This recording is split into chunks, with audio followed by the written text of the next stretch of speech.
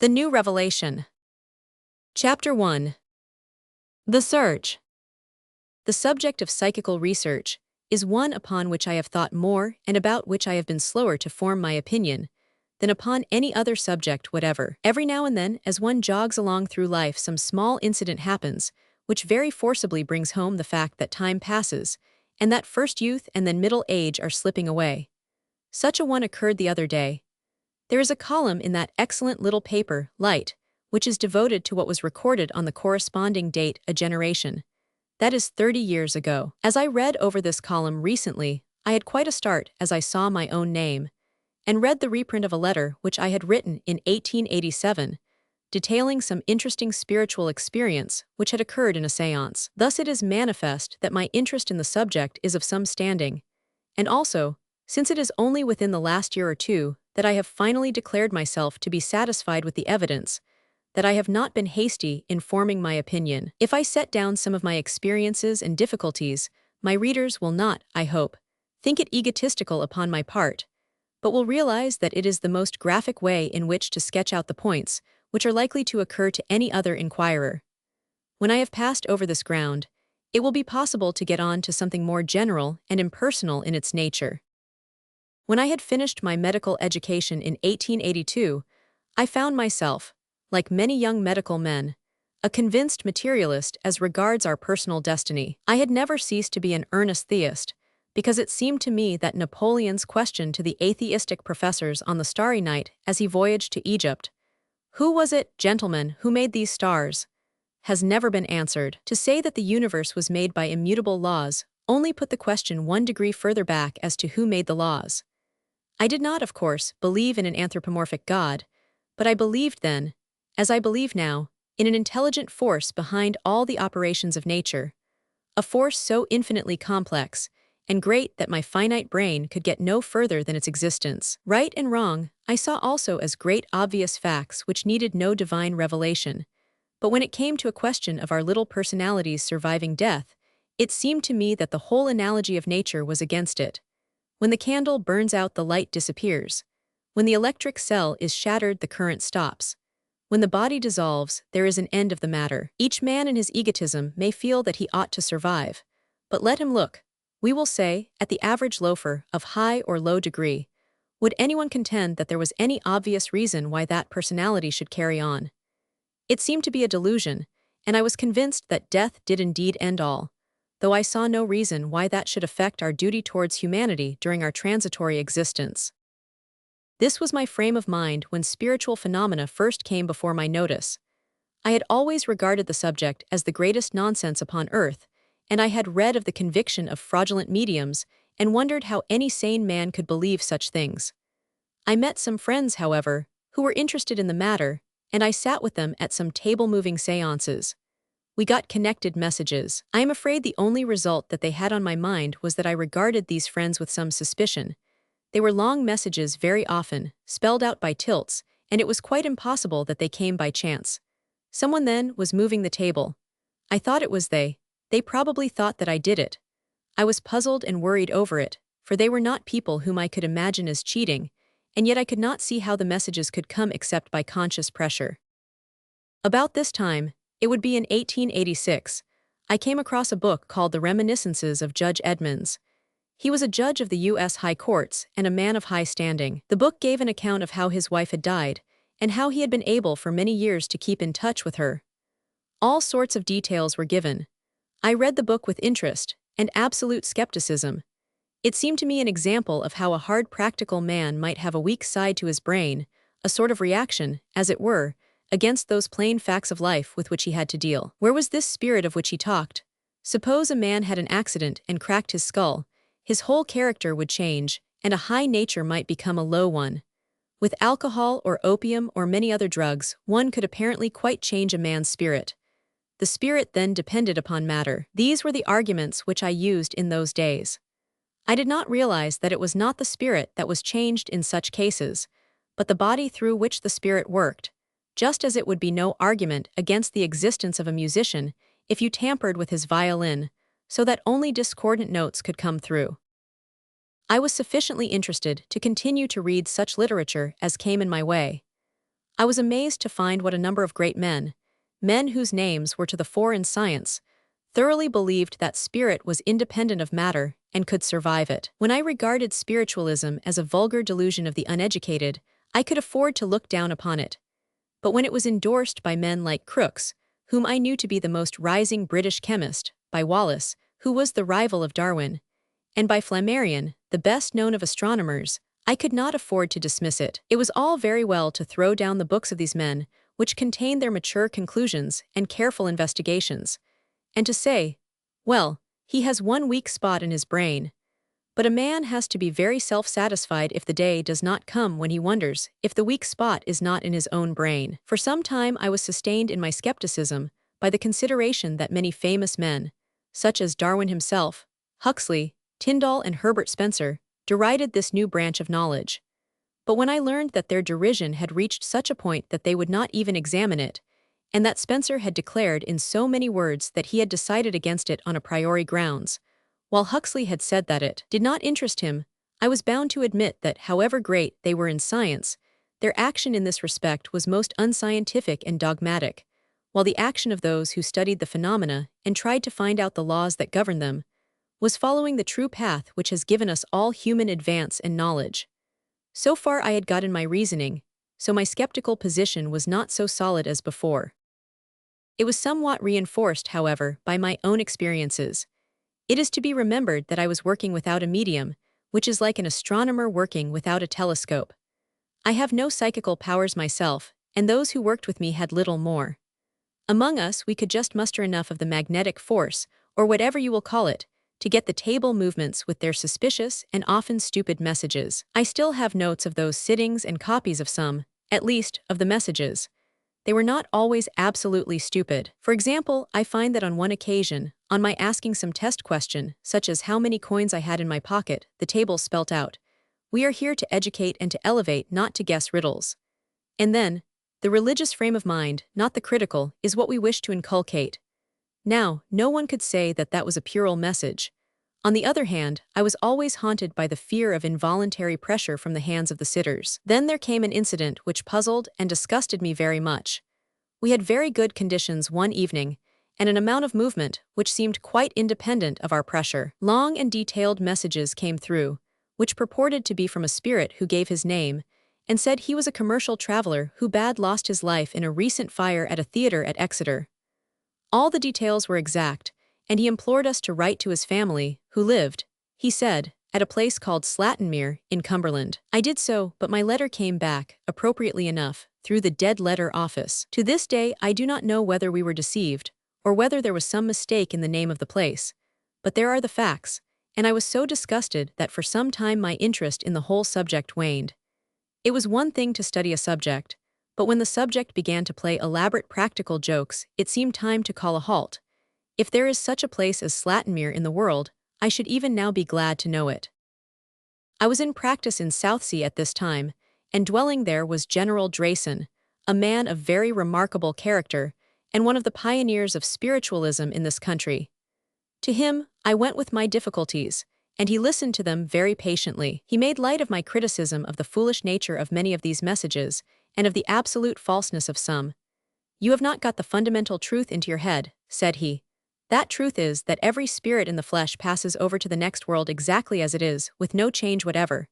This world is full of weak or foolish people, so is the next. You need not mix with them, any more than you do in this world. One chooses one's companions. But suppose a man in this world, who had lived in his house alone and never mixed with his fellows, was at last to put his head out of the window to see what sort of place it was, what would happen? Some naughty boy would probably say something rude. Anyhow, he would see nothing of the wisdom or greatness of the world. He would draw his head in thinking it was a very poor place. That is just what you have done. In a mixed séance, with no definite aim, you have thrust your head into the next world, and you have met some naughty boys. Go forward and try to reach something better." That was General Drayson's explanation, and though it did not satisfy me at the time, I think now that it was a rough approximation to the truth. These were my first steps in spiritualism. I was still a skeptic, but at least I was an inquirer, and when I heard some old-fashioned critics saying that there was nothing to explain, and that it was all fraud, or that a conjurer was needed to show it up, I knew at least that that was all nonsense. It is true that my own evidence up to then was not enough to convince me, but my reading, which was continuous, showed me how deeply other men had gone into it, and I recognized that the testimony was so strong that no other religious movement in the world could put forward anything to compare with it. That did not prove it to be true, but at least it proved that it must be treated with respect and could not be brushed aside. Take a single incident of what Wallace has truly called a modern miracle. I choose it because it is the most incredible. I allude to the assertion that D.D. Home, who, by the way, was not, as is usually supposed, a paid adventurer, but was the nephew of the Earl of Home. The assertion, I say, that he floated out of one window and into another at the height of 70 feet above the ground. I could not believe it.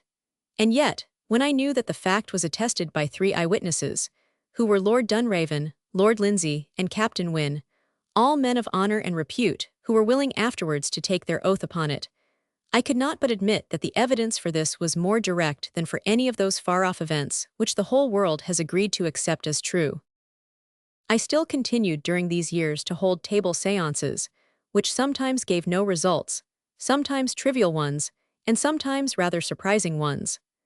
I have still the notes of these sittings, and I extract here the results of one which were definite, and which were so unlike any conceptions which I held of life beyond the grave that they amused rather than edified me at the time. I find now, however, that they agree very closely with the revelations in Raymond and in other later accounts, so that I view them with different eyes. I am aware that all these accounts of life beyond the grave differ in detail. I suppose any of our accounts of the present life would differ in detail. But in the main, there is a very great resemblance, which in this instance was very far from the conception either of myself or of either of the 2 ladies who made up the circle.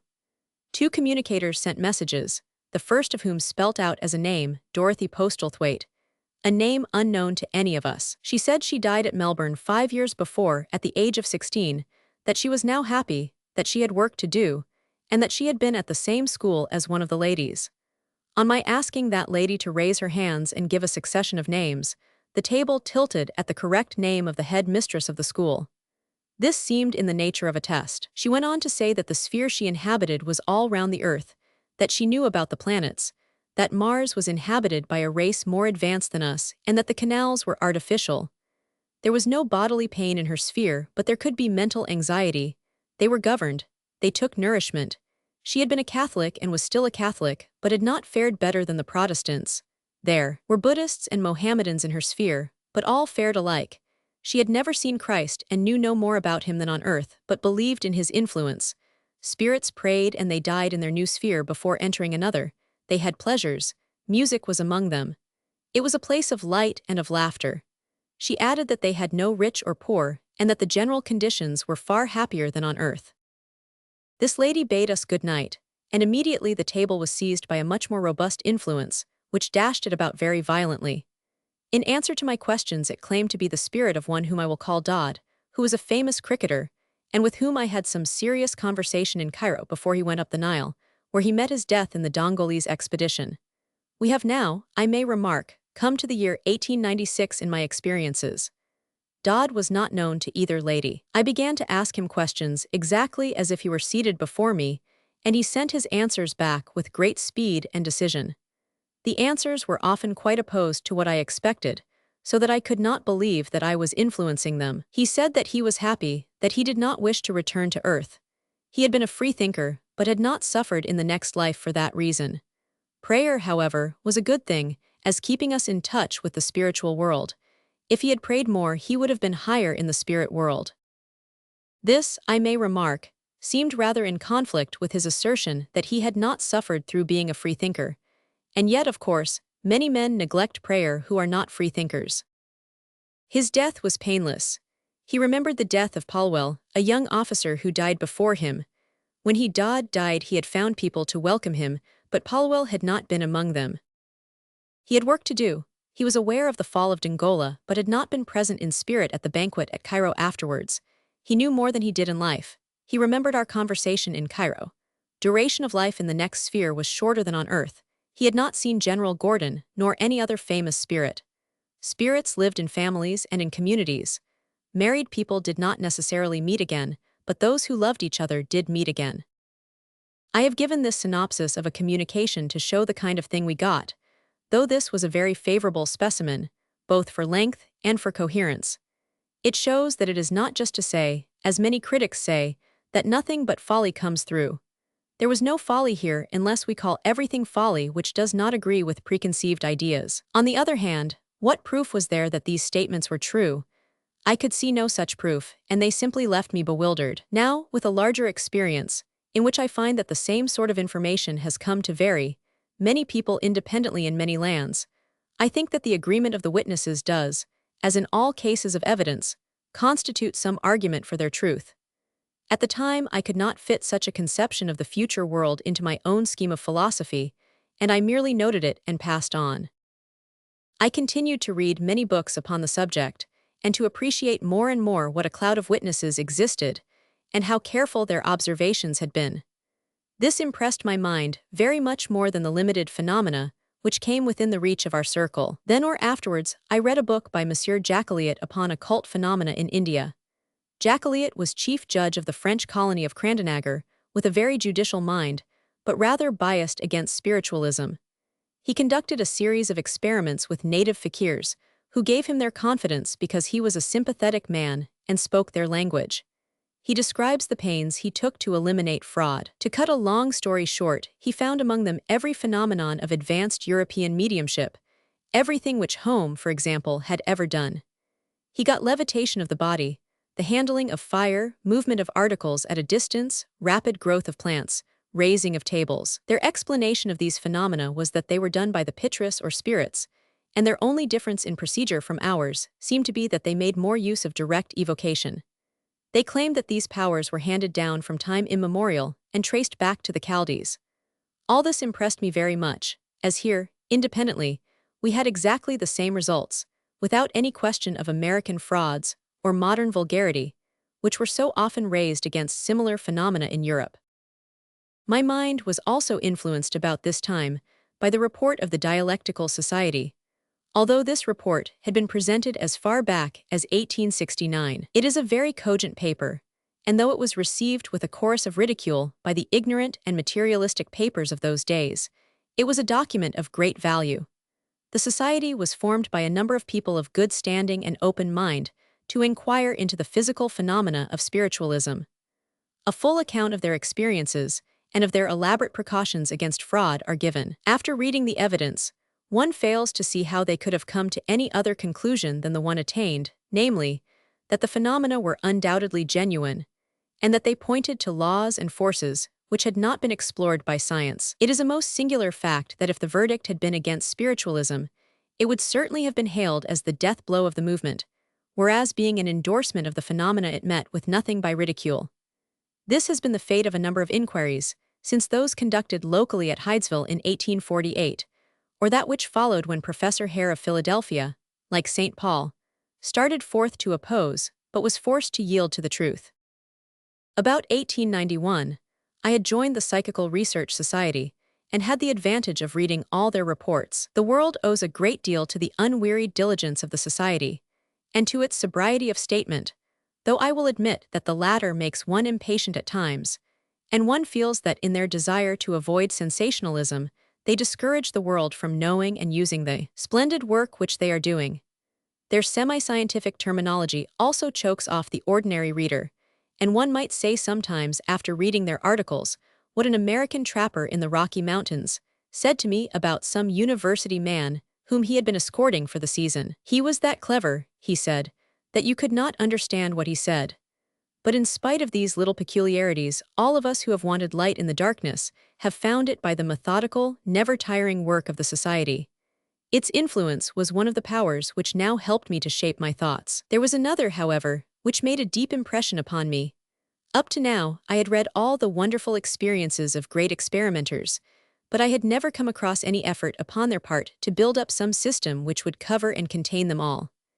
Now I read that monumental book, Myers' Human Personality, a great root book from which a whole tree of knowledge will grow. In this book, Myers was unable to get any formula which covered all the phenomena called spiritual, but in discussing that action of mind upon mind which he has himself called telepathy, he completely proved his point, and he worked it out so thoroughly with so many examples, that, save for those who were willfully blind to the evidence, it took its place henceforth as a scientific fact. But this was an enormous advance. If mind could act upon mind at a distance, then there were some human powers which were quite different to matter as we had always understood it. The ground was cut from under the feet of the materialist, and my old position had been destroyed. I had said that the flame could not exist when the candle was gone. But here was the flame a long way off the candle, acting upon its own. The analogy was clearly a false analogy. If the mind, the spirit, the intelligence of man could operate at a distance from the body, then it was a thing to that extent separate from the body. Why then should it not exist on its own when the body was destroyed? Not only did impressions come from a distance in the case of those who were just dead, but the same evidence proved that actual appearances of the dead person came with them, showing that the impressions were carried by something which was exactly like the body, and yet acted independently, and survived the death of the body. The chain of evidence between the simplest cases of thought treating at one end, and the actual manifestation of the spirit independently of the body at the other, was one unbroken chain, each phase leading to the other. And this fact seemed to me to bring the first signs of systematic science and order into what had been a mere collection of bewildering and more or less unrelated facts. About this time, I had an interesting experience, for I was one of 3 delegates sent by the Psychical Society to sit up in a haunted house. It was one of these poltergeist cases, where noises and foolish tricks had gone on for some years, very much like the classical case of John Wesley's family at Epworth in 1726, or the case of the Fox family at Hydesville near Rochester in 1848, which was the starting point of modern spiritualism. Nothing sensational came of our journey, and yet it was not entirely barren. On the first night nothing occurred. On the second there were tremendous noises, sounds like someone beating a table with a stick. We had, of course, taken every precaution, and we could not explain the noises, but at the same time we could not swear that some ingenious practical joke had not been played upon us.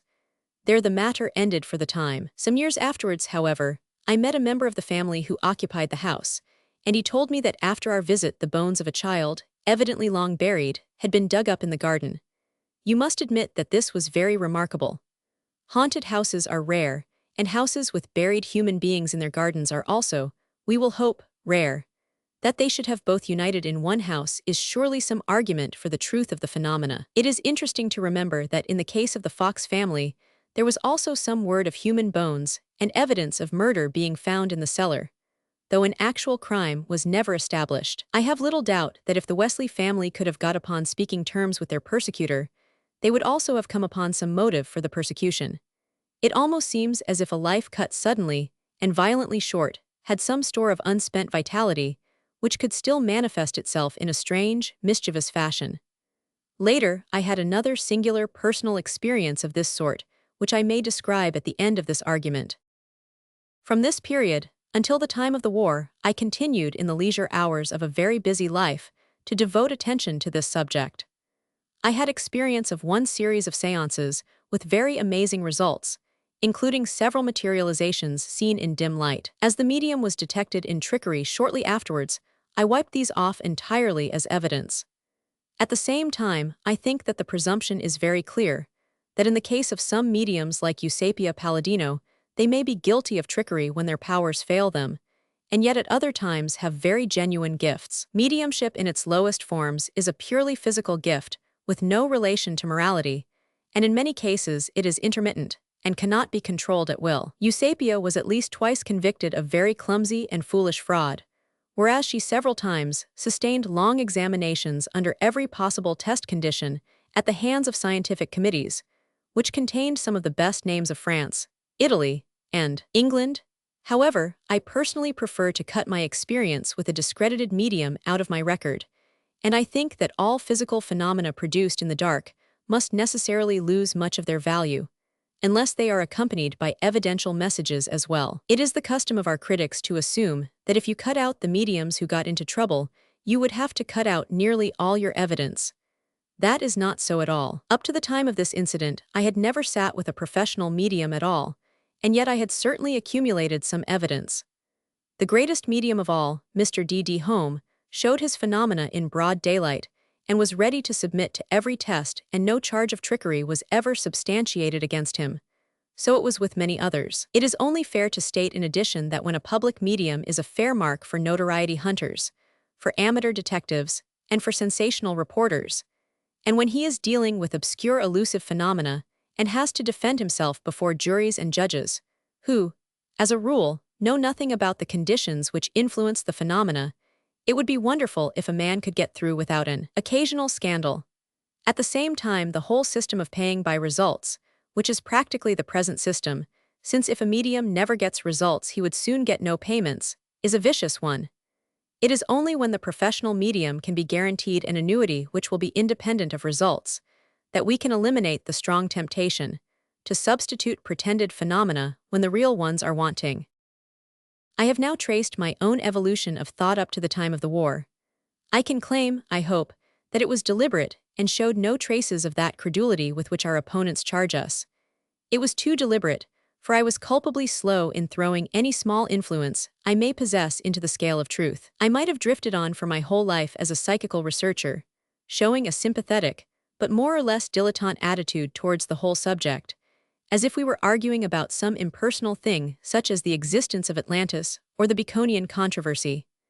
But the war came, and when the war came it brought earnestness into all our souls and made us look more closely at our own beliefs and reassess their values. In the presence of an agonized world, hearing every day of the deaths of the flower of our race in the first promise of their unfulfilled youth, seeing around one the wives and mothers who had no clear conception whither their loved ones had gone to, I seemed suddenly to see that this subject with which I had so long dallied was not merely a study of a force outside the rules of science, but that it was really something tremendous, a breaking down of the walls between two worlds, a direct undeniable message from beyond, a call of hope and of guidance to the human race at the time of its deepest affliction.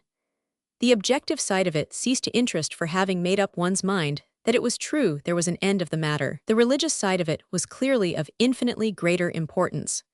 The telephone bell is in itself a very childish affair, but it may be the signal for a very vital message. It seemed that all these phenomena, large and small, had been the telephone bells which, senseless in themselves, had signaled to the human race.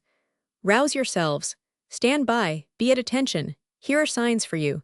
They will lead up to the message which God wishes to send. It was the message, not the signs, which really counted. A new revelation seemed to be in the course of delivery to the human race, though how far it was still in what may be called the John the Baptist stage, and how far some greater fullness and clearness might be expected hereafter, was more than any man can say. My point is that the physical phenomena which have been proved up to the hilt for all who care to examine the evidence are really of no account, and that their real value consists in the fact that they support and give objective reality to an immense body of knowledge which must deeply modify our previous religious views, and must, when properly understood and digested, make religion a very real thing, no longer a matter of faith, but a matter of actual experience and fact. It is to this side of the question that I will now turn, but I must add to my previous remarks about personal experience that, since the war, I have had some very exceptional opportunities of confirming all the views which I had already formed as to the truth of the general facts upon which my views are founded. These opportunities came through the fact that a lady who lived with us, a Miss L.S., developed the power of automatic writing. Of all forms of mediumship, this seems to me to be the one which should be tested most rigidly, as it lends itself very easily not so much to deception as to self-deception, which is a more subtle and dangerous thing. Is the lady herself writing, or is there, as she avers, a power that controls her, even as the chronicler of the Jews in the Bible averred that he was controlled? In the case of L.S., there is no denying that some messages proved to be not true, especially in the matter of time they were quite unreliable. But on the other hand, the numbers which did come true were far beyond what any guessing or coincidence could account for. Thus, when the Lusitania was sunk and the morning papers here announced that so far as known there was no loss of life, the medium at once wrote, "It is terrible, terrible, and will have a great influence on the war." Since it was the first strong impulse which turned America towards the war, the message was true in both respects. Again, she foretold the arrival of an important telegram upon a certain day, and even gave the name of the deliverer of it, a most unlikely person. Altogether, no one could doubt the reality of her inspiration, though the lapses were notable. It was like getting a good message through a very imperfect telephone. One other incident of the early war days stands out in my memory. A lady in whom I was interested had died in a provincial town. She was a chronic invalid, and morphia was found by her bedside. There was an inquest with an open verdict. 8 days later, I went to have a sitting with Mr. Vout Peters. After giving me a good deal which was vague and irrelevant, he suddenly said, "There is a lady here. She is leaning upon an older woman. She keeps saying morphia. 3 times she has said it. Her mind was clouded. She did not mean it. Morphia." Those were almost his exact words. Telepathy was out of the question, for I had entirely other thoughts in my mind at the time and was expecting no such message.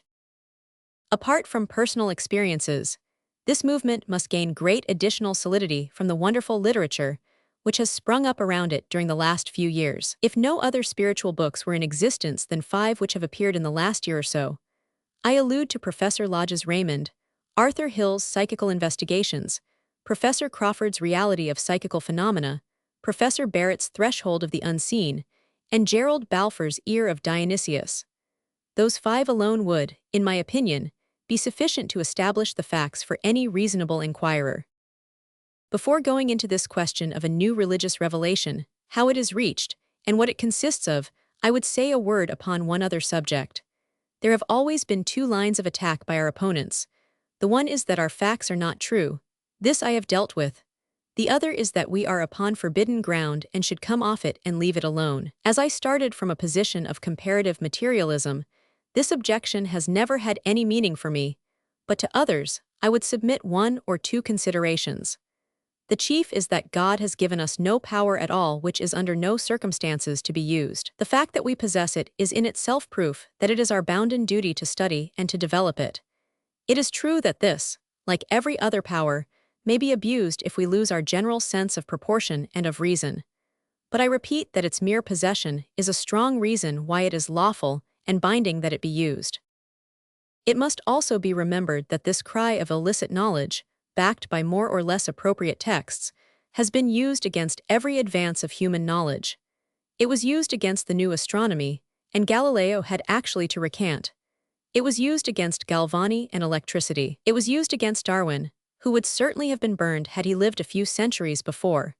It was even used against Simpson's use of chloroform in childbirth, on the ground that the Bible declared, "In pain shall ye bring them forth." Surely a plea which has been made so often, and so often abandoned, cannot be regarded very seriously. To those, however, to whom the theological aspect is still a stumbling block, I would recommend the reading of 2 short books, each of them by clergymen.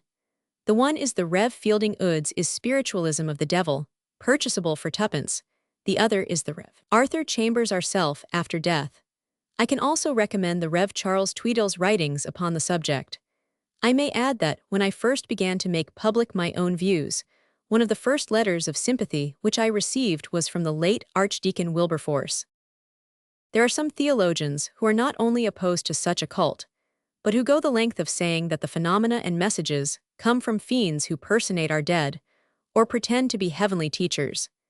It is difficult to think that those who hold this view have ever had any personal experience of the consoling and uplifting effect of such communications upon the recipient. Ruskin has left it on record that his conviction of a future life came from spiritualism, though he somewhat ungratefully and illogically added that having got that, he wished to have no more to do with it. There are many, however quorum pars parvasu, who without any reserve can declare that they were turned from materialism to a belief in future life, with all that that implies, by the study of this subject.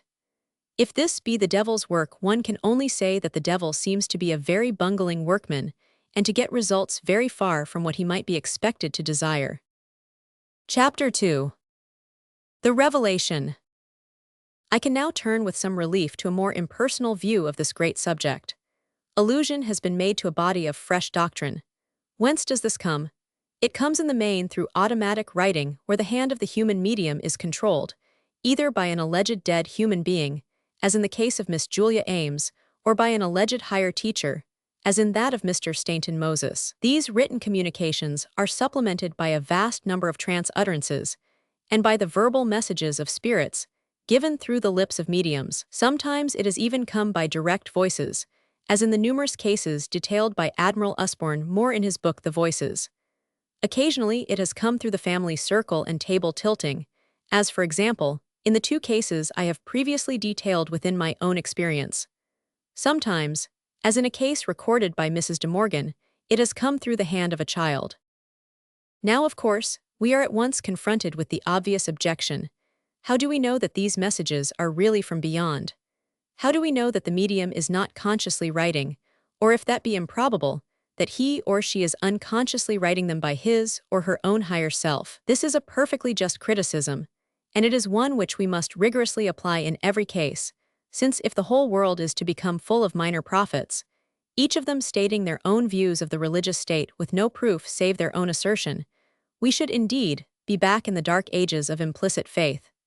The answer must be that we require signs which we can test before we accept assertions which we cannot test. In old days they demanded a sign from a prophet, and it was a perfectly reasonable request, and still holds good.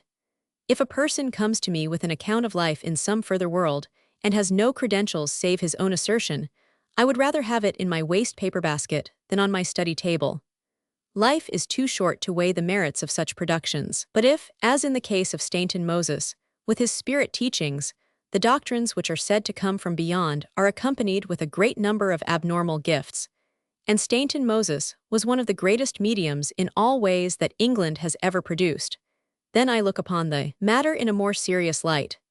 Again, if Miss Julia Ames can tell Mr. Stead things in her own earth life of which he could not have cognizance, and if those things are shown, when tested, to be true, then one is more inclined to think that those things which cannot be tested are true also. Or once again, if Raymond can tell us of a photograph no copy of which had reached England, and which proved to be exactly as he described it, and if he can give us, through the lips of strangers, all sorts of details of his home life, which his own relatives had to verify before they found them to be true, is it unreasonable to suppose that he is fairly accurate in his description of his own experiences and state of life at the very moment at which he is communicating? Or when Mr. Arthur Hill receives messages from folk of whom he never heard, and afterwards verifies that they are true in every detail, is it not a fair inference that they are speaking truths, also when they give any light upon their present condition? The cases are manifold, and I mention only a few of them, but my point is that the whole of this system, from the lowest physical phenomenon of a table rap up to the most inspired utterance of a prophet, is one complete whole, each attached to the next one, and that when the humbler end of that chain was placed in the hand of humanity, it was in order that they might, by diligence and reason, feel their way up it until they reached the revelation which waited in the end. Do not sneer at the humble beginnings, the heaving table or the flying tambourine, however much such phenomena may have been abused or simulated, but remember that a falling apple taught us gravity, a boiling kettle brought us the steam engine, and the twitching leg of a frog opened up the train of thought and experiment, which gave us electricity. So the lowly manifestations of Hydesville have ripened into results which have engaged the finest group of intellects in this country during the last 20 years, and which are destined, in my opinion, to bring about far the greatest development of human experience which the world has ever seen. It has been asserted by men for whose opinion I have a deep regard, notably by Sir William Barrett, that psychical research is quite distinct from religion.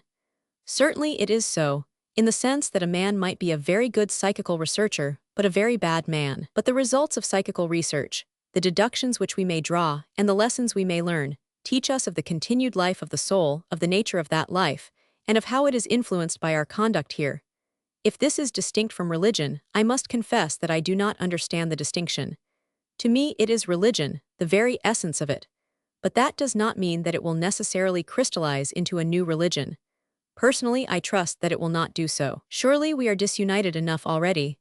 Rather would I see it the great unifying force, the one provable thing connected with every religion, Christian or non-Christian, forming the common solid basis upon which each raises, if it must needs raise, that separate system which appeals to the varied types of mind. The southern races will always demand what is less austere than the north.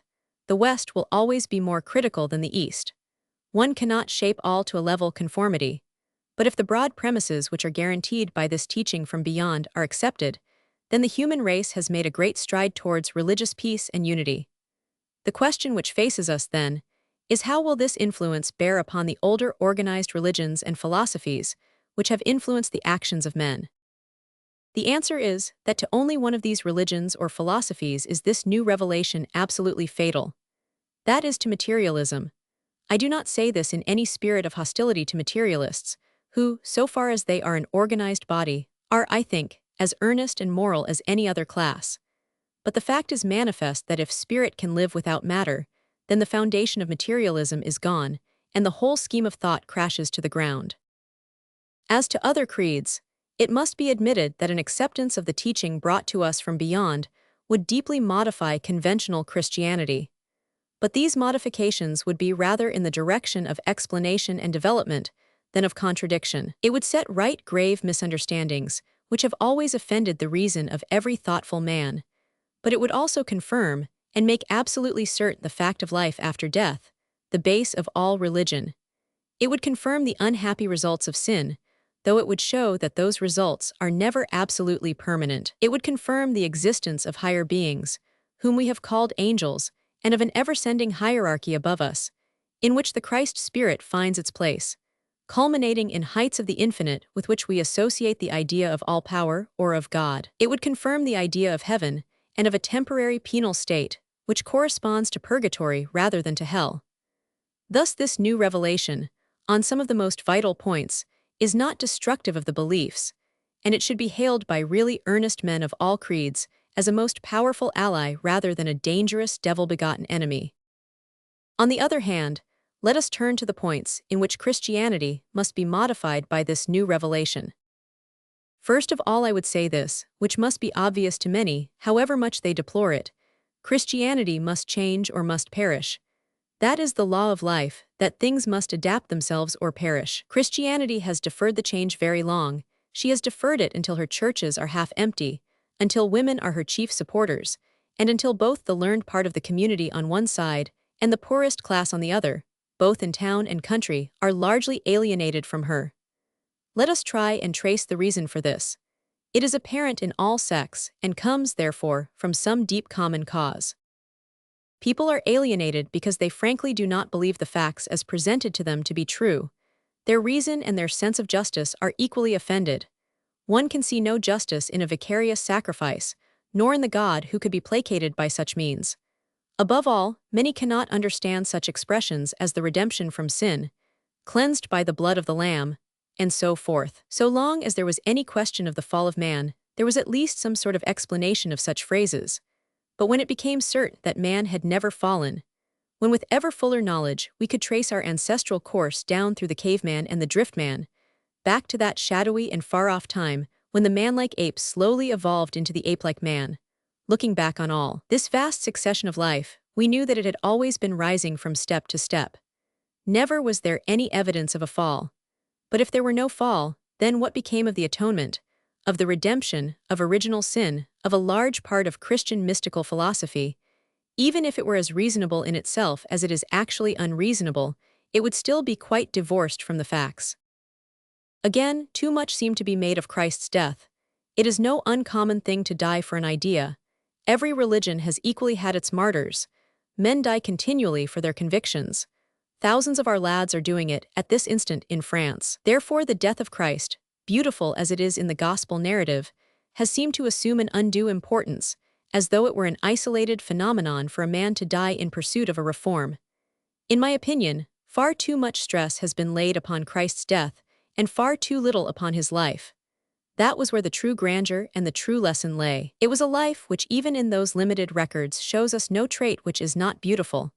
A life full of easy tolerance for others, of kindly charity, of broad-minded moderation, of gentle courage, always progressive and open to new ideas, and yet never bitter to those ideas which he was really supplanting, though he did occasionally lose his temper with their more bigoted and narrow supporters.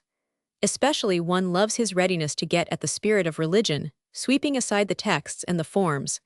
Never had anyone such a robust common sense, or such a sympathy for weakness. It was this most wonderful and uncommon life, and not his death, which is the true center of the Christian religion. Now, let us look at the light which we get from the Spirit guides upon this question of Christianity. Opinion is not absolutely uniform yonder, any more than it is here, but reading a number of messages upon this subject, they amount to this: there are many higher spirits with our departed. they vary in degree. Call them angels, and you are in touch with old religious thought. High above all these is the greatest spirit of whom they have cognizance, not God, since God is so infinite that he is not within their ken, but one who is nearer God and to that extent represents God. This is the Christ spirit. His special care is the earth. He came down upon it at a time of great earthly depravity, a time when the world was almost as wicked as it is now, in order to give the people the lesson of an ideal life. Then he returned to his own high station, having left an example which is still occasionally followed. That is the story of Christ as spirits have described it. There is nothing here of atonement or redemption, but there is a perfectly feasible and reasonable scheme, which I, for one, could readily believe. If such a view of Christianity were generally accepted, and if it were enforced by assurance and demonstration from the new revelation which is coming to us from the other side, then we should have a creed which might unite the churches, which might be reconciled to science, which might defy all attacks, and which might carry the Christian faith on for an indefinite period. Reason and faith would at last be reconciled, a nightmare would be lifted from our minds, and spiritual peace would prevail. I do not see such results coming as a sudden conquest or a violent revolution. Rather will it come as a peaceful penetration, as some crude ideas, such as the eternal hell idea, have already gently faded away within our own lifetime. It is, however, when the human soul is plowed and harrowed by suffering that the seeds of truth may be planted, and so some future spiritual harvest will surely rise from the days in which we live. When I read the New Testament with the knowledge which I have of spiritualism, I am left with a deep conviction that the teaching of Christ was in many most important respects lost by the early church, and has not come down to us. All these allusions to a conquest over death have, as it seems to me, little meaning in the present Christian philosophy, whereas for those who have seen, however dimly, through the veil, and touched, however slightly, the outstretched hands beyond, death has indeed been conquered. When we read so many references to the phenomena with which we are familiar, the levitations, the tongues of fire, the rushing wind, the spiritual gifts, the working of wonders, we feel that the central fact of all, the continuity of life and the communication with the dead, was most certainly known.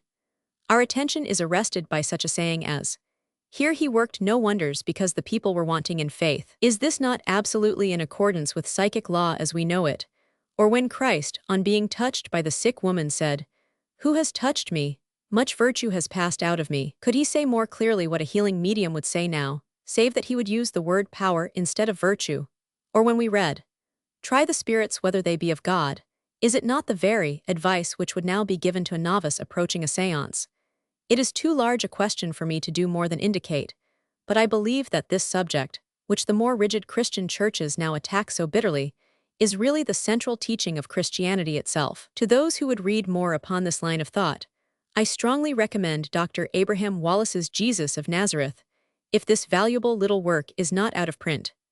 He demonstrates in it most convincingly that Christ's miracles were all within the powers of psychic law as we now understand it, and were on the exact lines of such law even in small details. 2 examples have already been given.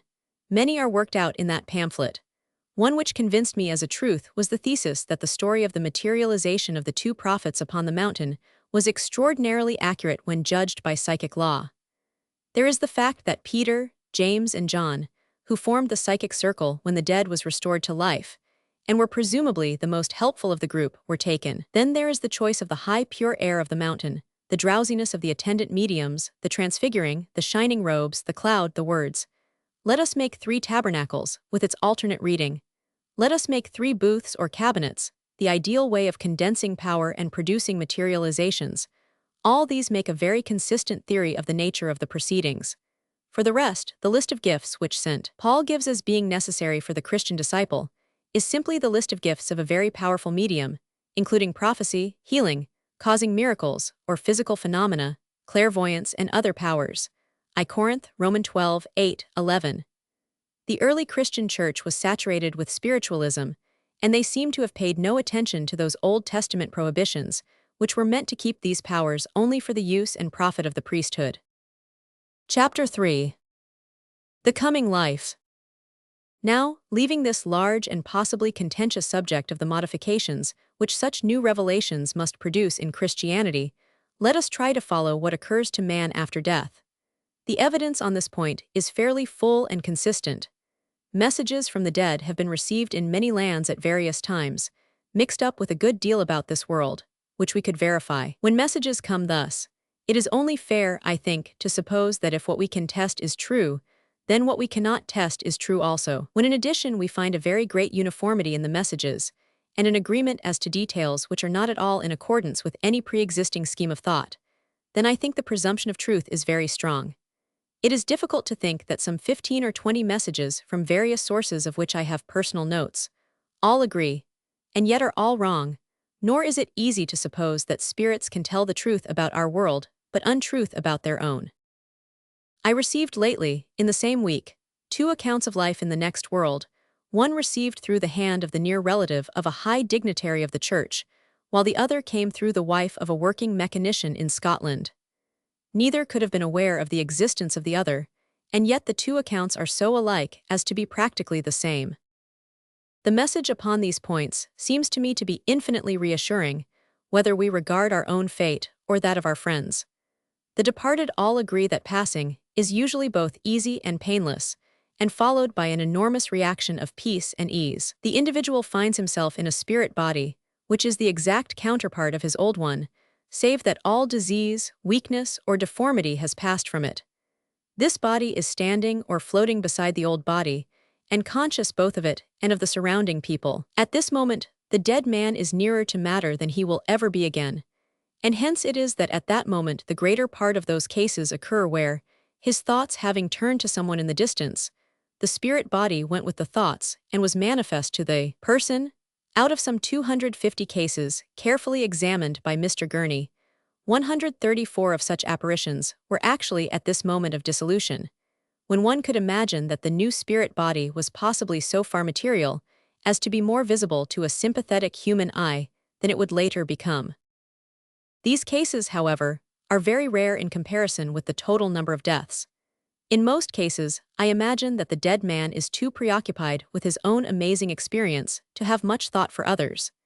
He soon finds, to his surprise, that though he endeavors to communicate with those whom he sees, his ethereal voice and his ethereal touch are equally unable to make any impression upon those human organs which are only attuned to coarser stimuli. It is a fair subject for speculation, whether a fuller knowledge of those light rays which we know to exist on either side of the spectrum, or of those sounds which we can prove by the vibrations of a diaphragm to exist, although they are too high for mortal ear, may not bring us some further psychical knowledge. Setting that aside, however, let us follow the fortunes of the departing spirit. He is presently aware that there are others in the room besides those who were there in life, and among these others, who seem to him as substantial as the living, there appear familiar faces, and he finds his hand grasped or his lips kissed by those whom he had loved and lost. Then in their company, and with the help and guidance of some more radiant being who has stood by and waited for the newcomer, he drifts to his own surprise through all solid obstacles and out upon his new life. This is a definite statement, and this is the story told by one after the other with a consistency which impels belief. It is already very different from any old theology. The spirit is not a glorified angel or goblin damned, but it is simply the person himself, containing all his strength and weakness, his wisdom and his folly, exactly as he has retained his personal appearance. We can well believe that the most frivolous and foolish would be awed into decency by so tremendous an experience, but impressions soon become blunted, the old nature may soon reassert itself in new surroundings, and the frivolous still survive, as our séance rooms can testify. And now, before entering upon his new life, the new spirit has a period of sleep which varies in its length, sometimes hardly existing at all, at others extending for weeks or months. Raymond said that his lasted for 6 days. That was the period also in a case of which I had some personal evidence. Mr. Myers, on the other hand, said that he had a very prolonged period of unconsciousness. I could imagine that the length is regulated by the amount of trouble or mental preoccupation of this life, the longer rest giving the better means of wiping this out. Probably the little child would need no such interval at all. This, of course, is pure speculation, but there is a considerable consensus of opinion as to the existence of a period of oblivion after the first impression of the new life, and before entering upon its duties. Having wakened from the sleep, the spirit is weak, as the child is weak after earth birth. Soon, however, strength returns and the new life begins, This leads us to the consideration of heaven and hell. Hell, I may say, drops out altogether, as it has long dropped out of the thoughts of every reasonable man. This odious conception, so blasphemous in its view of the Creator, arose from the exaggerations of Oriental phrases, and may perhaps have been of service in a coarse age where men were frightened by fires, as wild beasts are seared by the travelers. Hell as a permanent place does not exist, but the idea of punishment, of purifying chastisement, in fact of purgatory, is justified by the reports from the other side. Without such punishment, there could be no justice in the universe, for how impossible it would be to imagine that the fate of a Rasputin is the same as that of a Father Damien. The punishment is very certain and very serious, though in its less severe forms it only consists in the fact that the grosser souls are in lower spheres, with a knowledge that their own deeds have placed them there, but also with the hope that expiation and the help of those above them will educate them and bring them level with the others. In this saving process, the higher spirits find part of their employment. Miss Julia Ames, in her beautiful posthumous book, says in memorable words, "The greatest joy of heaven is emptying hell." Setting aside those probationary spheres, which should perhaps rather be looked upon as a hospital for weakly souls than as a penal community, the reports from the other world are all agreed as to the pleasant conditions of life in the beyond. They agree that like goes to like, that all who love or who have interests in common are united, that life is full of interest and of occupation, and that they would by no means desire to return. All of this is surely tidings of great joy, and I repeat that it is not a vague faith or hope, but that it is supported by all the laws of evidence which agree that, where many independent witnesses give a similar account, that account has a claim to be considered a true one. If it were an account of glorified souls purged instantly from all human weakness, and of a constant ecstasy of adoration round the throne of the all-powerful, it might well be suspected as being the mere reflection of that popular theology, which all the mediums had equally received in their youth. It is, however, very different to any pre-existing system.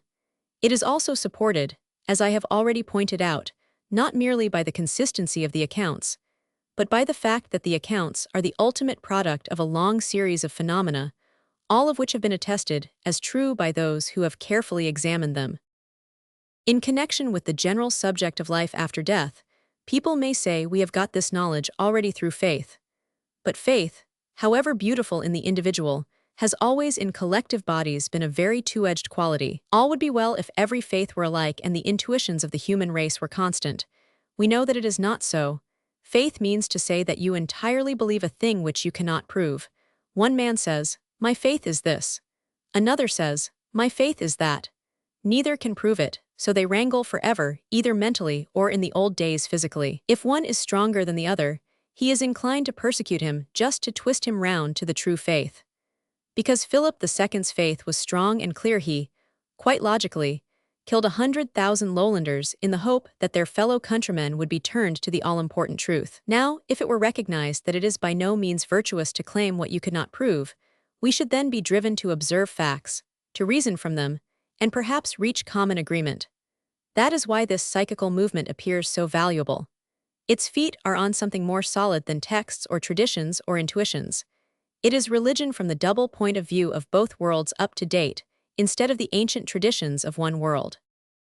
We cannot look upon this coming world as a tidy Dutch garden of a place which is so exact that it can easily be described.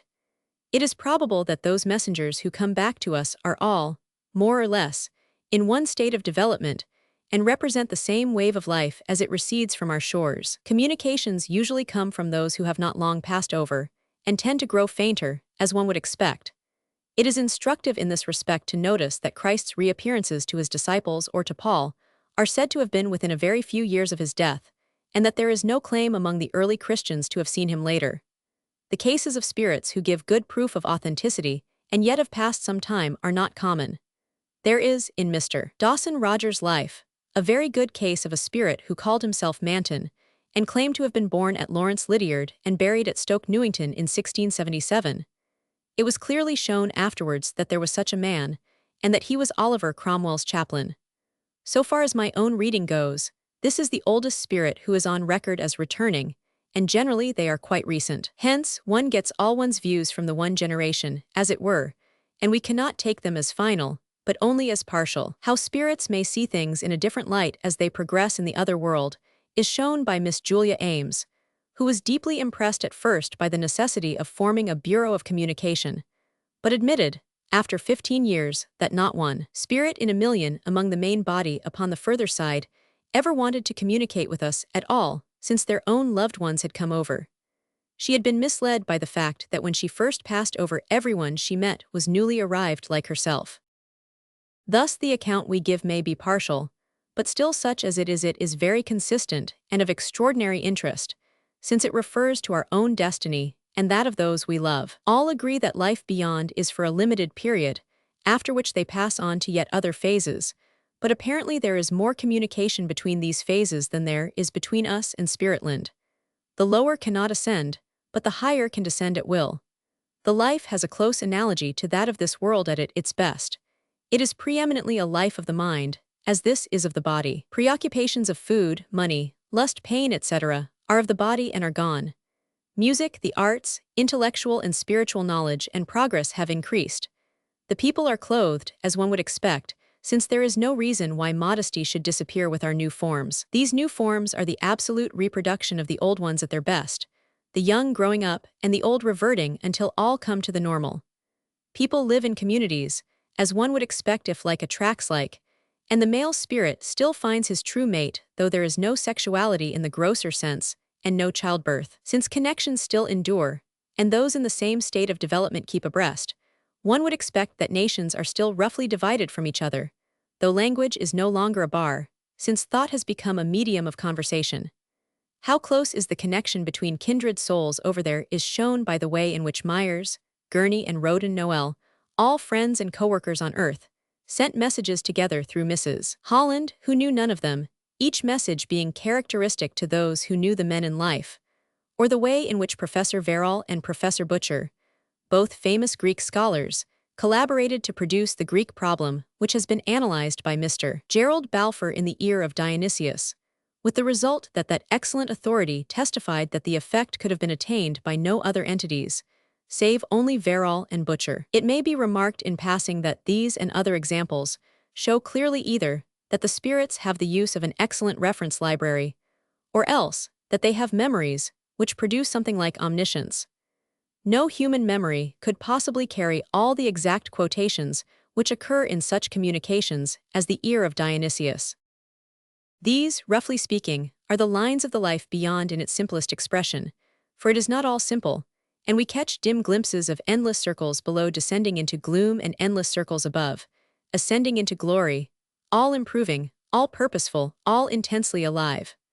All are agreed that no religion upon earth has any advantage over another, but that character and refinement are everything. At the same time, all are also in agreement that all religions which inculcate prayer and an upward glance rather than eyes forever on the level are good.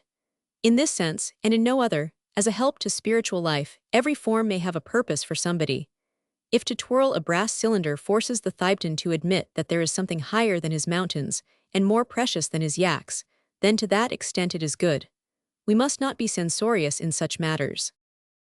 There is one point, which may be mentioned here, which is at first startling, and yet must commend itself to our reason when we reflect upon it. This is the constant assertion from the other side that the newly passed do not know that they are dead, and that it is a long time, sometimes a very long time, before they can be made to understand it. All of them agree that this state of bewilderment is harmful and retarding to the spirit, and that some knowledge of the actual truth upon this side is the only way to make sure of not being dazed upon the other. Finding conditions entirely different from anything for which either scientific or religious teaching had prepared them, it is no wonder that they look upon their new sensations as some strange dream, and the more rigidly orthodox have been their views, the more impossible do they find it to accept these new surroundings with all that they imply. For this reason, as well as for many others, this new revelation is a very needful thing for mankind. A smaller point of practical importance is that the aged should realize that it is still worthwhile to improve their minds, for though they have no time to use their fresh knowledge in this world, it will remain as part of their mental outfit in the next. As to the smaller details of this life beyond, it is better perhaps not to treat them, for the very good reason that they are small details. We will learn them all soon for ourselves, and it is only vain curiosity which leads us to ask for them now. One thing is clear: there are higher intelligences over yonder to whom synthetic chemistry, which not only makes the substance but molds the form, is a matter of absolute ease. We see them at work in the coarser media, perceptible to our material senses, in the séance room. If they can build up simulacra in the séance room, how much may we expect them to do when they are working upon ethereal objects in that ether which is their own medium? It may be said generally that they can make something which is analogous to anything which exists upon earth. How they do it may well be a matter of guess and speculation among the less advanced spirits, as the phenomena of modern science are a matter of guess and speculation to us. If one of us were suddenly called up by the denizen of some subhuman world, and were asked to explain exactly what gravity is, or what magnetism is, how helpless we should be. We may put ourselves in the position, then, of a young engineer soldier like Raymond Lodge, who tries to give some theory of matter in the beyond, a theory which is very likely contradicted by some other spirit who is also guessing at things above him. He may be right, or he may be wrong, but he is doing his best to say what he thinks, as we should do in similar case. He believes that his transcendental chemists can make anything, and that even such unspiritual matter as alcohol or tobacco could come within their powers, and could still be craved for by unregenerate spirits. This has tickled the critics to such an extent that one would really think to read the comments that it was the only statement in a book which contains 400 closely printed pages. Raymond may be right or wrong, but the only thing which the incident proves to me is the unflinching courage and honesty of the man who chronicled it, knowing well the handle that he was giving to his enemies. There are many who protest that this world which is described to us is too material for their liking. It is not as they would desire it. Well, there are many things in this world which seem different from what we desire, but they exist nonetheless. But when we come to examine this charge of materialism and try to construct some sort of system which would satisfy the idealists, it becomes a very difficult task. Are we to be mere wisps of gaseous happiness floating about in the air? That seems to be the idea. But if there is no body like our own, and if there is no character like our own, then say what you will, we have become extinct. What is it to a mother if some impersonal glorified entity is shown to her? She will say, "That is not the son I lost. I want his yellow hair, his quick smile, his little moods that I know so well." That is what she wants. That, I believe, is what she will have, but she will not have them by any system which cuts us away from all that reminds us of matter and takes us to a vague region of floating emotions. There is an opposite school of critics, which rather finds the difficulty in picturing a life which has keen perceptions, robust emotions, and a solid surrounding all constructed in so diaphanous a material. Let us remember that everything depends upon its comparison with the things around it.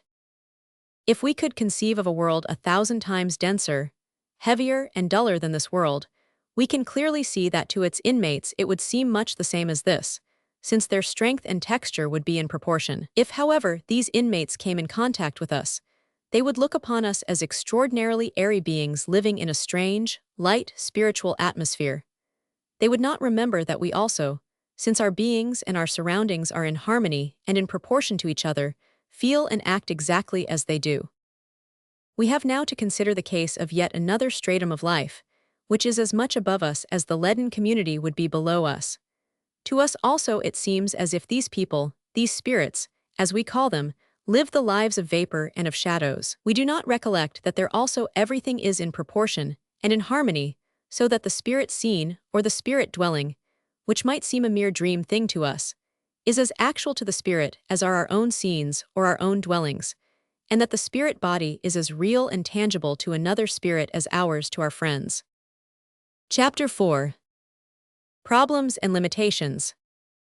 Leaving for a moment the larger argument as to the lines of this revelation and the broad proofs of its validity, there are some smaller points which have forced themselves upon my attention during the consideration of the subject. This home of our dead seems to be very near to us, so near that we continually, as they tell us, visit them in our sleep. Much of that quiet resignation which we have all observed in people who have lost those whom they loved, people who would, in our previous opinion, have been driven mad by such loss, is due to the fact that they have seen their dead, and that although the switch-off is complete, and they can recall nothing whatever of the spirit experience in sleep, the soothing result of it is still carried on by the subconscious self. The switch-off is, as I say, complete, but sometimes, for some reason, it is hung up for a fraction of a second, and it is at such moments that the dreamer comes back from his dream, trailing clouds of glory. From this also come all those prophetic dreams, many of which are well attested. I have had a recent personal experience of one which has not yet perhaps entirely justified itself, but is even now remarkable. Upon Apith of last year, 1917, I awoke with a feeling that some communication had been made to me, of which I had only carried back one word, which was ringing in my head. That word was Payev. To the best of my belief, I had never heard the word before. As it sounded like the name of a place, I went into my study the moment I had dressed, and I looked up the index of my atlas. There was Payev sure enough, and I noted that it was a river in Italy some 40 miles behind the front line, which at that time was victoriously advancing. I could imagine few more unlikely things than that the war should roll back to the Payev, and I could not think how any military event of consequence could arise there. But nonetheless I was so impressed that I drew up a statement that some such event would occur there, and I had it signed by my secretary and witnessed by my wife with the date, Apith, attached. It is a matter of history how 6 months later the whole Italian line fell back, how it abandoned successive positions upon rivers, and how it stuck upon this stream which was said by military critics to be strategically almost untenable. If nothing more should occur, I write upon February 20th, 1918, the reference to the name has been fully justified, presuming that some friend in the beyond was forecasting the coming events of the war. I have still a hope, however, that more was meant, and that some crowning victory of the Allies at this spot may justify still further the strange way in which the name was conveyed to my mind. People may well cry out against this theory of sleep on the grounds that all the grotesque, monstrous, and objectionable dreams which plague us cannot possibly come from a high source. On this point I have a very definite theory, which may perhaps be worthy of discussion. I consider that there are two forms of dreams, and only two, the experiences of the released spirit and the confused action of the lower faculties which remain in the body when the spirit is absent. The former is rare and beautiful, for the memory of it fails us. The latter are common and varied, but usually fantastic or ignoble. By noting what is absent in the lower dreams, one can tell what the missing qualities are, and so judge what part of us goes to make up the spirit. Thus in these dreams humor is wanting, since we see things which strike us afterwards as ludicrous, and are not amused. The sense of proportion and of judgment and of aspiration is all gone. In short, the higher is palpably gone, and the lower, the sense of fear, of sensual impression, of self-preservation, is functioning all the more vividly because it is relieved from the higher control. The limitations of the powers of spirits is a subject which is brought home to one in these studies. People say, if they exist, why don't they do this or that? The answer usually is that they can't. They appear to have very fixed limitations like our own. This seemed to be very clearly brought out in the cross-correspondence experiments, where several writing mediums were operating at a distance, quite independently of each other, and the object was to get agreement which was beyond the reach of coincidence. The spirits seem to know exactly what they impress upon the minds of the living, but they do not know how far they carry their instruction out. Their touch with us is intermittent. Thus, in the cross-correspondence experiments we continually have them asking, "Did you get that?" Or "Was it all right?" Sometimes they have partial cognizance of what is done, as where Myers says, "I saw the circle but was not sure about the triangle." It is everywhere apparent that their spirits, even the spirits of those who, like Myers and Hodgson, were in specially close touch with psychic subjects, and knew all that could be done, were in difficulties when they desired to get cognizance of a material thing, such as a written document. Only, I should imagine, by partly materializing themselves could they do so, and they may not have had the power of self-materialization. This consideration throws some light upon the famous case, so often used by our opponents, where Myers failed to give some word or phrase which had been left behind in a sealed box. Apparently he could not see this document from his present position, and if his memory failed him, he would be very likely to go wrong about it. Many mistakes may, I think, be explained in this fashion. It has been asserted from the other side, and the assertion seems to me reasonable, that when they speak of their own conditions they are speaking of what they know and can readily and surely discuss. But that when we insist, as we must sometimes insist, upon earthly tests, it drags them back to another plane of things, and puts them in a position which is far more difficult and liable to error. Another point which is capable of being used against us is this. The spirits have the greatest difficulty in getting names through to us, and it is this which makes many of their communications so vague and unsatisfactory. They will talk all round a thing, and yet never get the name which would clinch the matter. There is an example of the point in a recent communication in Light, which describes how a young officer, recently dead, endeavored to get a message through the direct voice method of Mrs. Susanna Harris to his father. He could not get his name through. He was able, however, to make it clear that his father was a member of the Kildare Street Club in Dublin. Inquiry found the father, and it was then learned that the father had already received an independent message in Dublin to say that an inquiry was coming through from London. I do not know if the Earth name is a merely ephemeral thing, quite disconnected from the personality, and perhaps the very first thing to be thrown aside. That is, of course, possible. Or it may be that some law regulates our intercourse from the other side by which it shall not be too direct, and shall leave something to our own intelligence.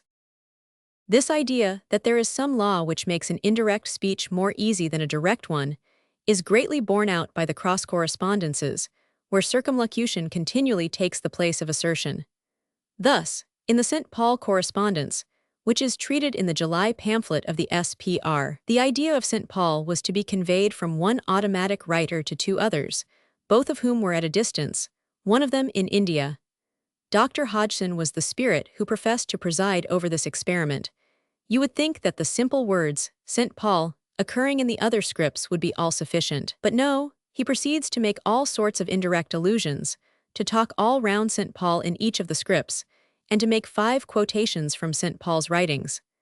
This is beyond coincidence, and quite convincing, but nonetheless it illustrates the curious way in which they go round instead of going straight. If one could imagine some wise angel on the other side saying, "Now, don't make it too easy for these people. Make them use their own brains a little. They will become mere automatons if we do everything for them." If we could imagine that, it would just cover the case. Whatever the explanation, it is a noteworthy fact. There is another point about spirit communications which is worth noting. This is their uncertainty wherever any time element comes in. Their estimate of time is almost invariably wrong. Earth time is probably a different idea to spirit time, and hence the confusion. We had the advantage, as I have stated, of the presence of a lady in our household who developed writing mediumship. She was in close touch with 3 brothers, all of whom had been killed in the war. This lady, conveying messages from her brothers, was hardly ever entirely wrong upon facts, and hardly ever right about time. There was one notable exception, however, which in itself is suggestive. Although her prophecies as to public events were weeks or even months out, she in one case foretold the arrival of a telegram from Africa to the day. Now the telegram had already been sent, but was delayed, so that the inference seems to be that she could foretell a course of events which had actually been set in motion, and calculate how long they would take to reach their end. On the other hand, I am bound to admit that she confidently prophesied the escape of her 4th brother, who was a prisoner in Germany, and that this was duly fulfilled. On the whole, I preserve an open mind upon the powers and limitations of prophecy. But apart from all these limitations, we have, unhappily, to deal with absolute cold-blooded lying on the part of wicked or mischievous intelligences. Everyone who has investigated the matter has, I suppose, met with examples of willful deception, which occasionally are mixed up with good and true communications. It was of such messages, no doubt, that the Apostle wrote when he said, "Beloved, believe not every spirit, but try the spirits whether they are of God."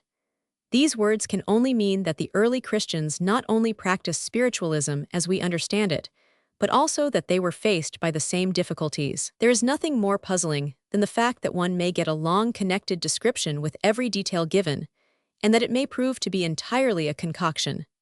However, we must bear in mind that if one case comes absolutely correct, it atones for many failures, just as if you had one telegram correct you would know that there was a line and a communicator, however much they broke down afterwards. But it must be admitted that it is very discomposing and makes one skeptical of messages, until they are tested. Of akin with these false influences are all the Miltons who cannot scan, and Shelleys who cannot rhyme, and Shakespeare's who cannot think, and all the other absurd impersonations which make our cause ridiculous. They are, I think, deliberate frauds, either from this side or from the other, but to say that they invalidate the whole subject is as senseless as to invalidate our own world because we encounter some unpleasant people. One thing I can truly say, and that is that in spite of false messages, I have never in all these years known a blasphemous, an unkind, or an obscene message. Such incidents must be of very exceptional nature. I think also that, so far as allegations concerning insanity, obsession, and so forth go, they are entirely imaginary. Asylum statistics do not bear out such assertions, and mediums live to as good an average age as anyone else. I think, however, that the cult of the séance may be very much overdone. When once you have convinced yourself of the truth of the phenomena, the physical séance has done its work, and the man or woman who spends his or her life in running from séance to séance is in danger of becoming a mere sensation hunter. Here, as in other cults, the form is in danger of eclipsing the real thing, and in pursuit of physical proofs, one may forget that the real object of all these things is, as I have tried to point out, to give us assurance in the future and spiritual strength in the present, to attain a due perception of the passing nature of matter and the all-importance of that which is immaterial. The conclusion, then, of my long search after truth is that in spite of occasional fraud which spiritualists deplore, and in spite of wild imaginings, which they discourage, there remains a great solid core in this movement which is infinitely nearer to positive proof than any other religious development with which I am acquainted. As I have shown, it would appear to be a rediscovery rather than an absolutely new thing, but the result in this material age is the same. The days are surely passing when the mature and considered opinions of such men as Crookes, Wallace, Flammarion, Chas, Richet, Lodge, Barrett, Lombroso, Generals Drayson and Turner, Sergeant Ballantyne, W.T. Stead, Judge Edmonds, Admiral Usborne Moore, the late Archdeacon Wilberforce, and such a cloud of other witnesses, can be dismissed with the empty, all-rot, or nauseating drivel formulae. As Mr. Arthur Hill has well said, we have reached a point where further proof is superfluous, and where the weight of disproof lies upon those who deny. The very people who clamor for proofs have as a rule never taken the trouble to examine the copious proofs which already exist. Each seems to think that the whole subject should begin de novo, because he has asked for information. The method of our opponents is to fasten upon the latest man who has stated the case. At the present instant, it happens to be Sir Oliver Lodge, and then to deal with him as if he had come forward with some new opinions which rested entirely upon his own assertion, with no reference to the corroboration of so many independent workers before him. This is not an honest method of criticism, for in every case the agreement of witnesses is the very root of conviction. But as a matter of fact, there are many single witnesses upon whom this case could rest. If, for example, our only knowledge of unknown forces depended upon the researches of Dr. Crawford of Belfast, who places his amateur medium in a weighing chair with her feet from the ground, and has been able to register a difference of weight of many pounds, corresponding with the physical phenomena produced, a result which he has tested and recorded in a true scientific spirit of caution, I do not see how it could be shaken. The phenomena are and have long been firmly established for every open mind. One feels that the stage of investigation is past, and that of religious construction is overdue. For are we to satisfy ourselves by observing phenomena with no attention to what the phenomena mean, as a group of savages might stare at a wireless installation with no appreciation of the messages coming through it? Or are we resolutely to set ourselves to define these subtle and elusive utterances from beyond, and to construct from them a religious scheme, which will be founded upon human reason on this side and upon spirit inspiration upon the other? These phenomena have passed through the stage of being a parlor game. They are now emerging from that of a debatable scientific novelty, and they are, or should be, taking shape as the foundations of a definite system of religious thought, in some ways confirmatory of ancient systems, in some ways entirely new. The evidence upon which this system rests is so enormous that it would take a very considerable library to contain it, and the witnesses are not shadowy people living in the dim past and inaccessible to our cross-examination, but are our own contemporaries, men of character and intellect whom all must respect. The situation may, as it seems to me, be summed up in a simple alternative. The one supposition is that there has been an outbreak of lunacy extending over 2 generations of mankind and 2 great continents, a lunacy which assails men or women who are otherwise eminently sane. The alternative supposition is that in recent years there has come to us from divine sources a new revelation which constitutes by far the greatest religious event since the death of Christ, for the Reformation was a rearrangement of the old, not a revelation of the new, a revelation which alters the whole aspect of death and the fate of man. Between these two suppositions there is no solid position. Theories of fraud or of delusion will not meet the evidence. It is absolute lunacy, or it is a revolution in religious thought, a revolution which gives us as byproducts an utter fearlessness of death, and an immense consolation when those who are dear to us pass behind the veil. I should like to add a few practical words to those who know the truth of what I say. We have here an enormous new development, the greatest in the history of mankind. How are we to use it? We are bound in honor, I think, to state our own belief, especially to those who are in trouble. Having stated it, we should not force it, but leave the rest to higher wisdom than our own. We wish to subvert no religion. We wish only to bring back the material-minded, to take them out of their cramped valley and put them on the ridge, whence they can breathe purer air and see other valleys and other ridges beyond. Religions are mostly petrified and decayed, overgrown with forms and choked with mysteries. We can prove that there is no need for this. All that is essential is both very simple and very sure. The clear call for our help comes from those who have had a loss and who yearn to re-establish connection. This also can be overdone. If your boy were in Australia, you would not expect him to continually stop his work and write long letters at all seasons. Having got in touch, be moderate in your demands. Do not be satisfied with any evidence short of the best. But having got that, you can, it seems to me, wait for that short period when we shall all be reunited. I am in touch at present with 13 mothers who are in correspondence with their dead sons. In each case, the husband, where he is alive, is agreed as to the evidence. In only one case, so far as I know, was the parent acquainted with psychic matters before the war.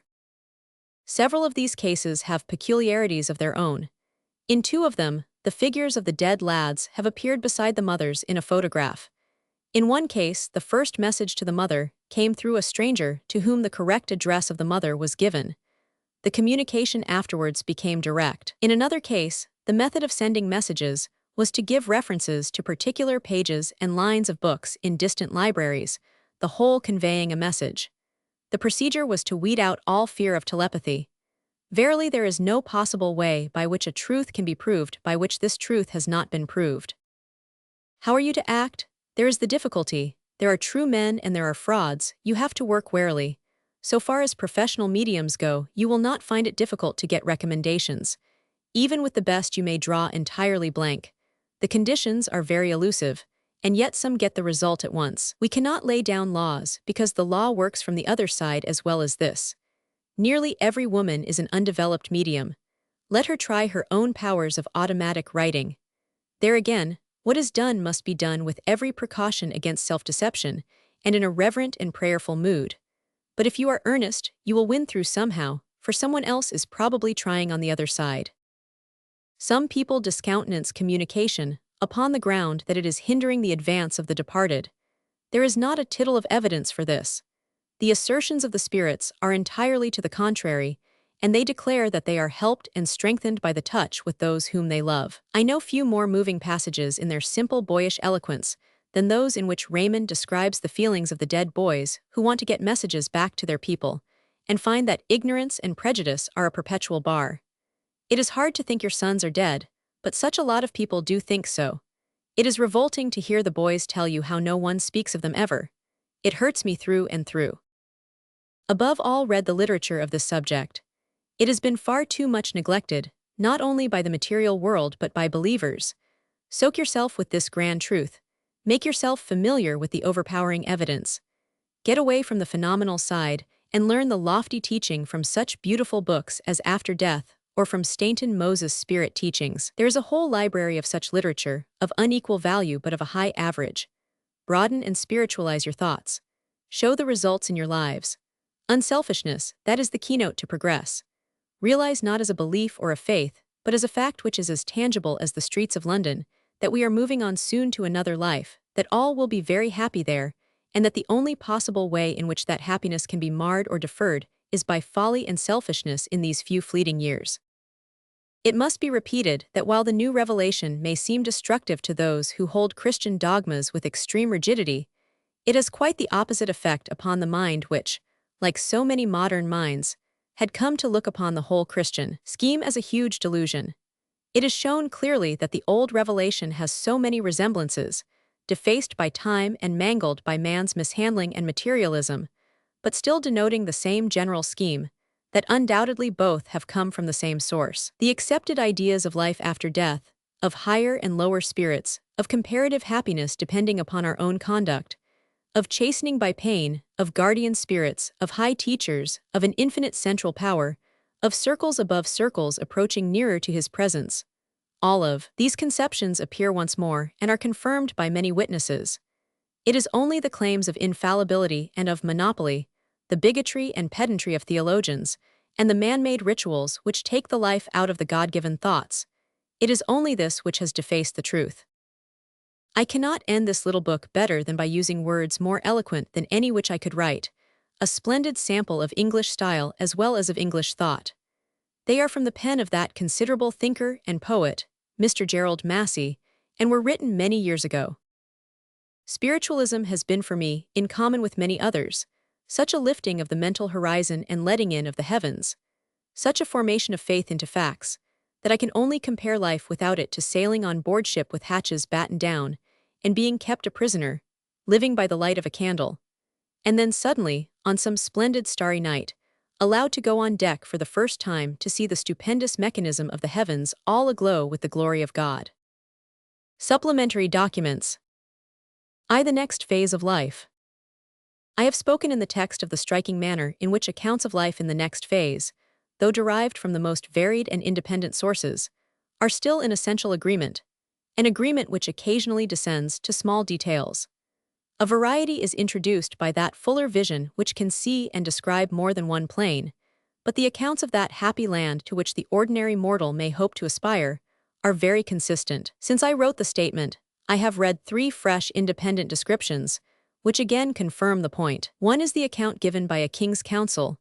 In his recent book, I heard a voice, Kegan Paul, which I recommended to inquirers, though it has a strong Roman Catholic bias running through it which shows that our main lines of thought are persistent. A second is the little book The Light on the Future, giving the very interesting details of the beyond, gathered by an earnest and reverent circle in Dublin.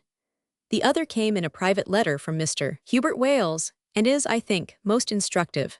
Mr. Wales is a cautious and rather skeptical inquirer who had put away his results with incredulity. He had received them through his own automatic writing. On reading my account of the conditions described in the beyond, he hunted up his own old script, which had commended itself so little to him when he first produced it. He says, "After reading your article, I was struck, almost startled, by the circumstance that the statements which had purported to be made to me regarding conditions after death coincided, I think almost to the smallest detail, with those you set out as the result of your collation of material obtained from a great number of sources. I cannot think there was anything in my antecedent reading to account for this coincidence. I had certainly read nothing you had published on the subject. I had purposely avoided Raymond and books like it, in order not to vitiate my own results, and the proceedings of the SPR which I had read at that time do not touch, as you know, upon after-death conditions. At any rate I obtained, at various times, statements, as my contemporary notes show, to the effect that, in this persisting state of existence, they have bodies which, though imperceptible by our senses, are as solid to them as ours to us, that these bodies are based on the general characteristics of our present bodies but beautified, that they have no age, no pain, no rich and poor, that they wear clothes and take nourishment, that they do not sleep, though they spoke of passing occasionally into a semi-conscious state which they called lying asleep, a condition, it just occurs to me, which seems to correspond roughly with the hypnoidal state, that, after a period which is usually shorter than the average lifetime here, they pass to some further state of existence, that people of similar thoughts, tastes, and feelings gravitate together, that married couples do not necessarily reunite, but that the love of man and woman continues, and is freed of elements which with us often militate against its perfect realization, that immediately after death people pass into a semi-conscious rest state, lasting various periods, that they are unable to experience bodily pain, but are susceptible at times to some mental anxiety, that a painful death is absolutely unknown, that religious beliefs make no difference whatever in the after state, and that their life altogether is intensely happy, and no one having ever realized it could wish to return here. I got no reference to work by that word, but much to the various interests that were said to occupy them. That is probably only another way of saying the same thing. Work with us has come usually to mean work to live, and that, I was emphatically informed, was not the case with them, that all the requirements of life were somehow mysteriously provided. Neither did I get any reference to a definite, temporary penal state, but I gathered that people begin there at the point of intellectual and moral development where they leave off here. And since their state of happiness was based mainly upon sympathy, those who came over in a low moral condition failed at first for various lengths of time to have the capacity to appreciate and enjoy it. Automatic writing. This form of mediumship gives the very highest results, and yet in its very nature is liable to self-deception. Are we using our own hand, or is an outside power directing it? It is only by the information received that we can tell, and even then, we have to make broad allowance for the action of our own subconscious knowledge. It is worth while perhaps to quote what appears to me to be a thoroughly critic-proof case, so that the inquirer may see how strong the evidence is that these messages are not self-evolved. This case is quoted in Mr. Arthur Hill's recent book Man is a Spirit, Cassell & Co., and is contributed by a gentleman who takes the name of Captain James Burton. He is, I understand, the same medium amateur through whose communications the position of the buried ruins at Glastonbury have recently been located. A week after my father's funeral, I was writing a business letter, when something seemed to intervene between my hand and the motor centers of my brain, and the hand wrote at an amazing rate a letter, signed with my father's signature and purporting to come from him. I was upset, and my right side and arm became cold and numb. For a year after this letters came frequently, and always at unexpected times. I never knew what they contained until I examined them with a magnifying glass. They were microscopic, and they contained a vast amount of matter with which it was impossible for me to be acquainted. Unknown to me, my mother, who was staying some 60 miles away, lost her pet dog, which my father had given her. The same night I had a letter from him condoling with her and stating that the dog was now with him. All things which love us and are necessary to our happiness in the world are with us here. A most sacred secret, known to no one but my father and mother, concerning a matter which occurred years before I was born, was afterwards told me in the script with the comment, "Tell your mother this, and she will know that it is I, your father, who am writing." My mother had been unable to accept the possibility up to now, but when I told her this, she collapsed and fainted. From that moment, the letters became her greatest comfort, for they were lovers during the 40 years of their married life, and his death almost broke her heart. As for myself, I am as convinced that my father, in his original personality, still exists, as if he were still in his study with the door shut. He is no more dead than he would be were he living in America. I have compared the diction and vocabulary of these letters with those employed in my own writing. I am not unknown as a magazine contributor, and I find no points of similarity between the two. There is much further evidence in this case, for which I refer the reader to the book itself. The Cheriton Dugout. I have mentioned in the text that I had some recent experience of a case where a poltergeist, or mischievous spirit, had been manifesting. These entities appear to be of an undeveloped order and nearer to earth conditions than any others with which we are acquainted. This comparative materialism upon their part places them low in the scale of spirit, and undesirable perhaps as communicants, but it gives them a special value as calling attention to crude obvious phenomena, and so arresting the human attention and forcing upon our notice that there are other forms of life within the universe. These borderland forces have attracted passing attention at several times and places in the past. Such cases as the Wesley persecution at Epworth, the drummer of Tedworth, the bells of Bealing, etc., startling the country for a time, each of them being an impingement of unknown forces upon human life. Then almost simultaneously came the Hydesville case in America and the Sideville disturbances in France, which were so marked that they could not be overlooked. From them sprang the whole modern movement which, reasoning upwards from small things to great, from raw things to developed ones, from phenomena to messages, is destined to give religion the firmest basis upon which it has ever stood. Therefore, humble and foolish as these manifestations may seem, they have been the seed of large developments, and are worthy of our respectful, though critical, attention. Many such manifestations have appeared of recent years in various quarters of the world, each of which is treated by the press in a more or less comic vein, with a conviction apparently that the use of the word spook discredits the incident and brings discussion to an end. It is remarkable that each is treated as an entirely isolated phenomenon, and thus the ordinary reader gets no idea of the strength of the cumulative evidence. In this particular case of the Cheriton, dug out the facts are as follows. Mr. Jacks, a justice of the peace and a man of education and intelligence, residing at Imbrook House, Cheriton, near Folkestone, made a dugout just opposite to his residence as a protection against air raids. The house was, it may be remarked, of great antiquity, part of it being an old religious foundation of the 14th century. The dugout was constructed at the base of a small bluff, and the sinking was through ordinary soft sandstone. The work was carried out by a local jobbing builder called Rolfe, assisted by a lad.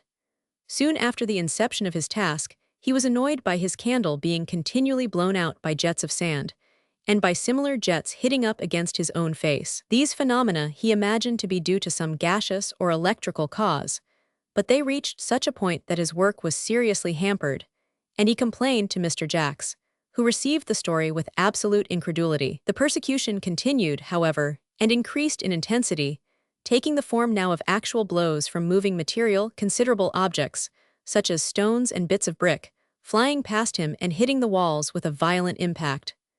Mr. Rolfe, still searching for a physical explanation, went to Mr. Hesketh, the municipal electrician of Folkestone, a man of high education and intelligence, who went out to the scene of the affair and saw enough to convince himself that the phenomena were perfectly genuine and inexplicable by ordinary laws. A Canadian soldier who was billeted upon Mr. Rolfe heard an account of the happenings from his host, and after announcing his conviction that the latter had bats in his belfry, proceeded to the dugout, where his experiences were so instant and so violent that he rushed out of the place in horror. The housekeeper at the hall also was a witness of the movement of bricks when no human hands touched them. Mr. Jacks, whose incredulity had gradually thawed before all this evidence, went down to the dugout in the absence of everyone, and was departing from it when 5 stones rapped up against the door from the inside. He reopened the door and saw them lying there upon the floor. Sir William Barrett had meanwhile come down, but had seen nothing. His stay was a short one. I afterwards made 4 visits of about 2 hours each to the grotto, but got nothing direct, though I saw the new brickwork all chipped about by the blows which it had received. The forces appeared to have not the slightest interest in psychical research, for they never played up to an investigator, and yet their presence and action have been demonstrated to at least 7 different observers, and as I have said, they left their traces behind them, even to the extent of picking the flint stones out of the new cement which was to form the floor, and arranging them in tidy little piles. The obvious explanation that the boy was an adept at mischief had to be set aside, in view of the fact that the phenomena occurred in his absence. One extra man of science wandered onto the scene for a moment, but as his explanation was that the movements occurred through the emanation of marsh gas, it did not advance matters much. The disturbances are still proceeding, and I have had a letter this very morning, February 21st, 1918, with fuller and later details from Mr. Hesketh, the engineer. What is the real explanation of such a matter? I can only say that I have advised Mr. Jacks to dig into the bluff under which he is constructing his cellar. I made some investigation myself upon the top of it, and convinced myself that the surface ground at that spot has at some time been disturbed to the depth of at least 5 feet. Something has, I should judge, been buried at some date, and it is probable that, as in the case cited in the text, there is a connection between this and the disturbances. It is very probable that Mr. Rolfe is, unknown to himself, a physical medium, and that when he was in the confined space of the cellar, he turned it into a cabinet in which his magnetic powers could accumulate and be available for use. It chanced that there was on the spot some agency which chose to use them, and hence the phenomena. When Mr. Jacks went alone to the grotto, the power left behind by Mr. Rolfe, who had been in it all morning, was not yet exhausted, and he was able to get some manifestations. So I read it, but it is well not to be dogmatic on such matters. If there is systematic digging, I should expect an epilogue to the story. Whilst these proofs were in the press, a second very marked case of a poltergeist came within my knowledge. I cannot, without breach of confidence, reveal the details, and the phenomena are still going on. Curiously enough, It was because one of the sufferers from the invasion read some remarks of mine upon the Cheriton dugout that this other case came to my knowledge, for the lady wrote to me at once for advice and assistance. The place is remote, and I have not yet been able to visit it, but from the full accounts which I have now received it seems to present all the familiar features, with the phenomenon of direct writing superadded. Some specimens of this script have reached me. 2 clergymen have endeavored to mitigate the phenomena, which are occasionally very violent, but so far without result. It may be some consolation to any others who may be suffering from this strange infliction, to know that in the many cases which have been carefully recorded, there is none in which any physical harm has been inflicted upon man or beast.